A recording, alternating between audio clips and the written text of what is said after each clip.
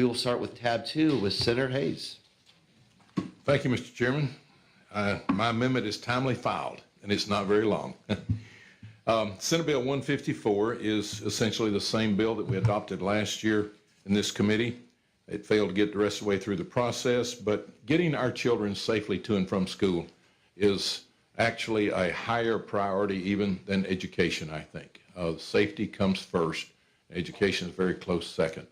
But we have some areas in our state that have been determined to be unsafe.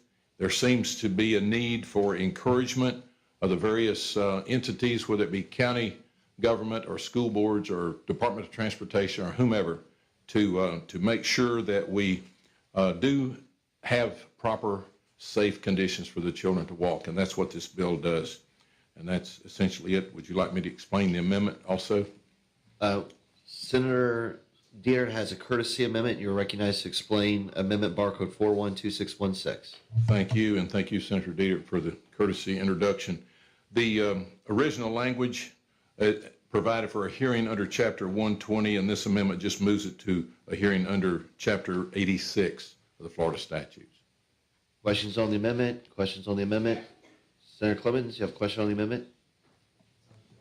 Okay. Question on the amendment. Seeing no further questions on the amendment. Senator Montford on the amendment. Seeing no amendments, appearance forms on the amendment, not on the appearance debate. Seeing no debate, without objection, show the amendment adopted. Back on the bill. Questions on the bill. Senator Clemens, question on the bill. Thank you, Mr. Chair. Senator Hayes, does your bill does it take into account factors such as when a school district moves or opens a new school in a district, who's responsible for the improvements around that school?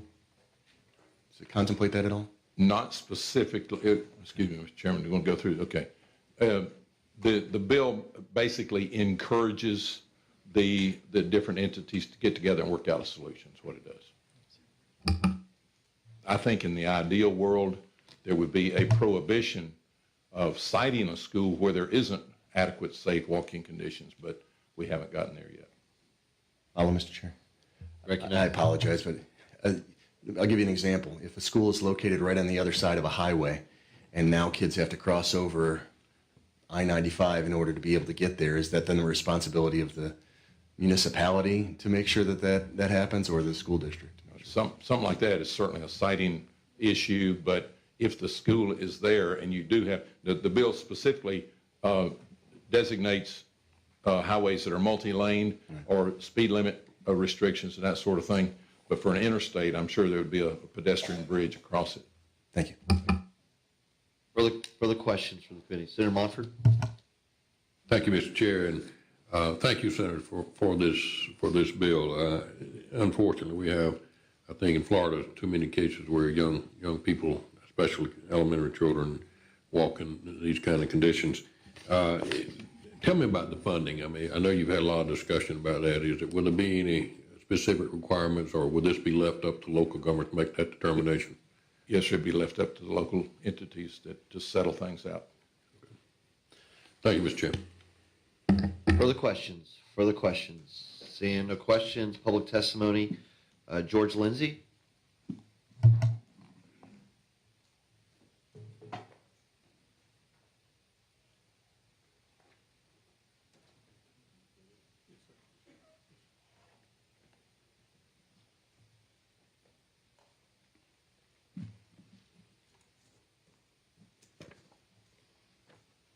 Good afternoon, Mr. Chairman and Senators. Thank you for this opportunity to be here before you today.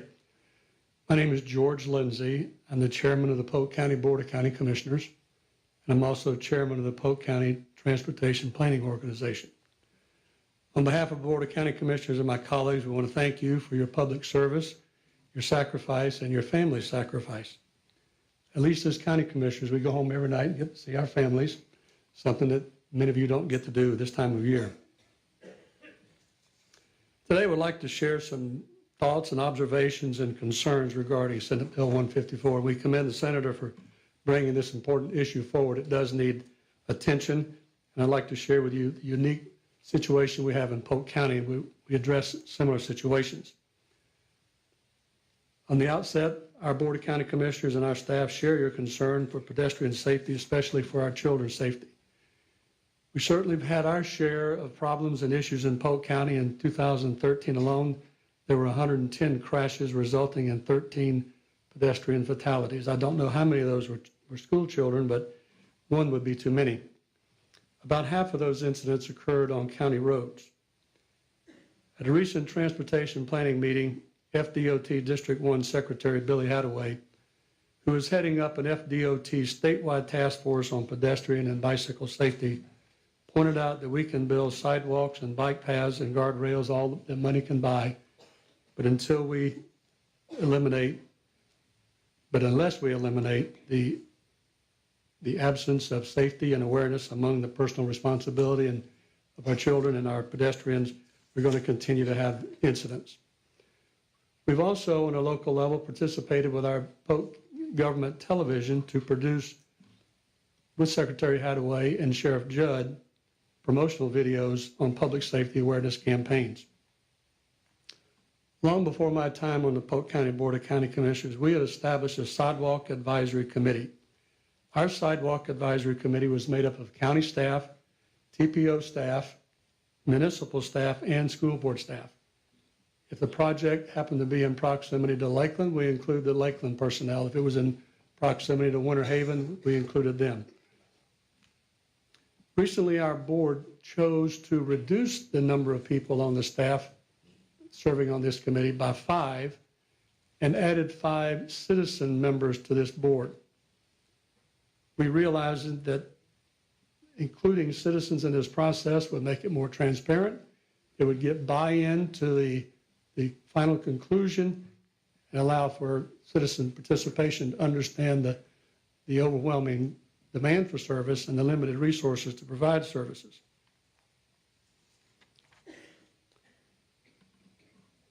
The previous committee we had put together, which will also be used by this new Citizens Committee, ranks sidewalk requests on a variety of issues. Is the sidewalk on a collector or a local road?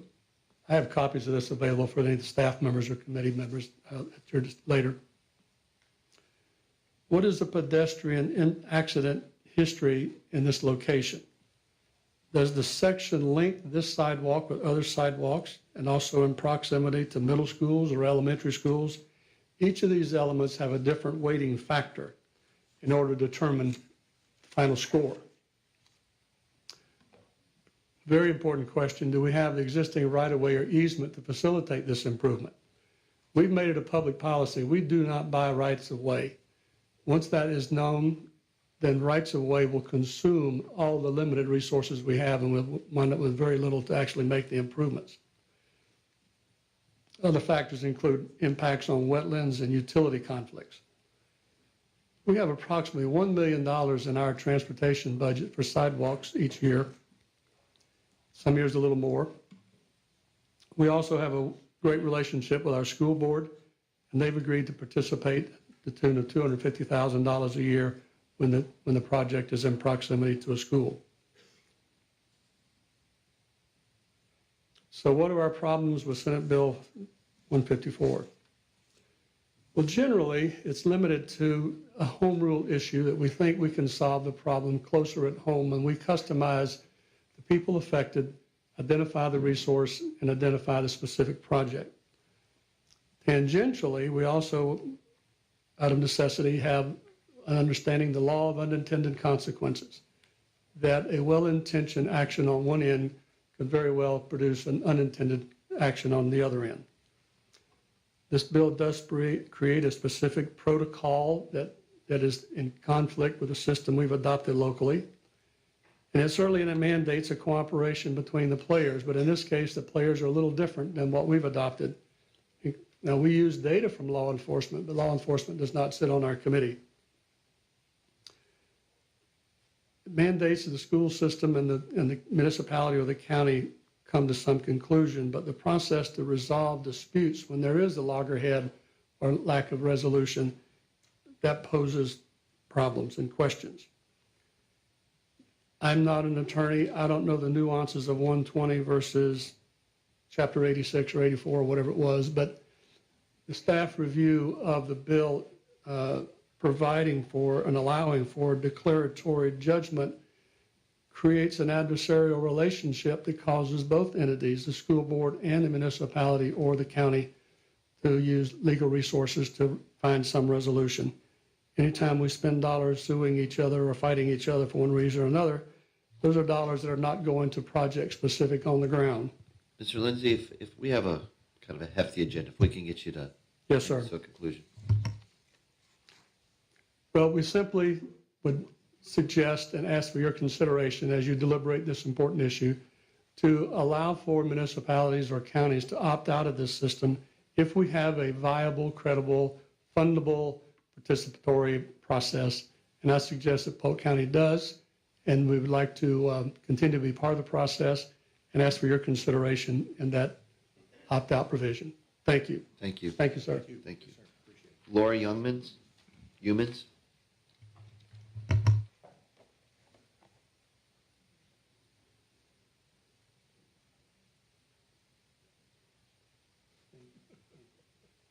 You're recognized. Thank you, Mr. Chairman, members. My name is Laura Yeomans, and I'm here on behalf of the Florida Association of Counties. The Chairman, Lindsay, and I have been working with various senators in their offices today. Did stop by your office, and I apologize that we were not able to meet with you personally. But I think that Chairman Lindsay did an excellent job laying out the local government opportunities for cooperation, where there are many local governments across the state that are able to resolve these issues amicably with the input of the school board and various local governments.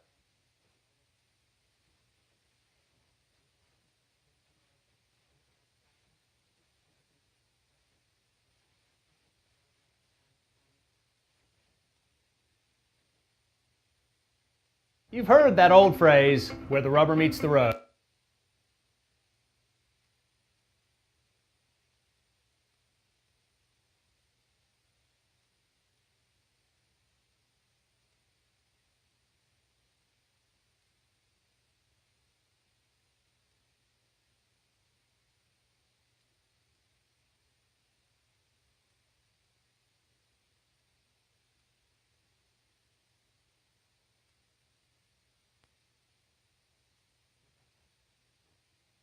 This issue in the future.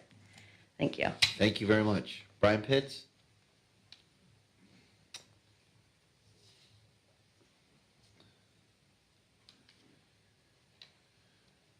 Thank you very much, Brian Pitts, Justice Jesus. Anything dealing with local government, the first thing I try to consider is diplomacy. I guess I had that answered by the first two speakers. That would be part of diplomacy, and obviously they're not faring well. So that kind of bends the crutch even more. So I looked at the bill and said, what is the bill trying to do? It's holding no one liable to fix the hazard. It really isn't. It's just adding some red tape or procedure into local government that does not exist by adding a couple of extra wording and line. Okay, here's the thing. Okay, if it's not in the 5-year plan, okay, fine, you report it to DOE. Okay, now what? Still nobody's going to fix it. Okay, so we come to a disagreement. So the local entities, everybody going to haul everybody into court. Because obviously that's what Chapter 86 says.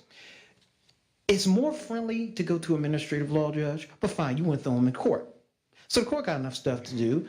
We can't figure out who's going to pay to fix the hazard. So the hazard ain't going to get fixed because we're going to fight over who, and we're going to take that to the judge. So who knows how long it's going to take? It's still not getting fixed. Next, it says reasonable time. And of course, that's in the original language. You would think, okay, with the new bill, it would set a date because it's not an issue of a thing. Who are using most of these places? The kids. So y'all can argue all you want. Somebody need to fix this right now. Go to court later. Go to court later. Fix this right now. And this goes to even worse position, page 7 of the bill. If it is designated as a hazard, you can't sue anybody. So if the kid it's designated, kid fall, something happened, it's designated. Mommy and daddy can't sue anybody. Why would you put that in the bill? Because, okay, making the emphasis, how serious are you? Who knows whenever it will be fixed, depending on the circumstances or who is to be claimed responsible. So it holds nobody responsible for any time certain of fixing it, or even, okay, until you figure it out, you fix it, school district, and you recoup the money after the lawsuit is over. It doesn't say that. So here it is, it's sitting there 1 year, 2 year, whoever they're in court or whatever occurs, or say, I'm not going to do it. Say nobody draws anybody into court. It says, oh, let's just ignore it and leave it there. So who's left there? The kid again. So we're going to wait for somebody to fall, and you're going to say, oh, we're immune. Then the parents say, well, when are you going to fix it ever? We'll kind of get to it. I said, why don't you put it in your 5-year plan? Well, it's not that pretty much a priority on our ma'am. Okay, so maybe I should tell my kids not to walk that route since it's designated. So here's this, they have actual knowledge, because if it's designated, they have actual knowledge of the danger. And you're going to tell them you can't sue us and not give a certain time that it's going to be fixed? And it's the kids that you're talking about keeping safe? I don't know what you're trying to do with this bill. It doesn't do it. Further public testimony? Seeing none, debate on the bill. Debate on the bill. Seeing no debate, Senator Hayes, recognized close. Thank you, Mr. Chairman. Very briefly, I'd like to thank the folks from Polk County for bringing this plan, the folks from Imperial Polk County bringing me this fine plan here. Today's first time I have seen it, and it looks very good to me. It looks like the kind of cooperation we need to have, and I'm going to do everything I can to see what parts of it we can incorporate to make this a great bill. With that, I'd urge your favorable support. We'll go on. Thank you. Senator Hayman, closing bill. Please call the roll on CS for SB 154. Senator Benaquisto? Senator Brandes? Senator Bullard? Senator Clemens? Senator Gates? Senator Galvano? Senator Garcia? Senator Montford? Senator Sobel? Vice Chair Dietert? Chair Legg? Yes. By your vote, show CS for SB 154 reported favorable. Thank you, Mr. Chairman, and most of all, thanks from the parents and the students. Appreciate that. Thank you. Next, we have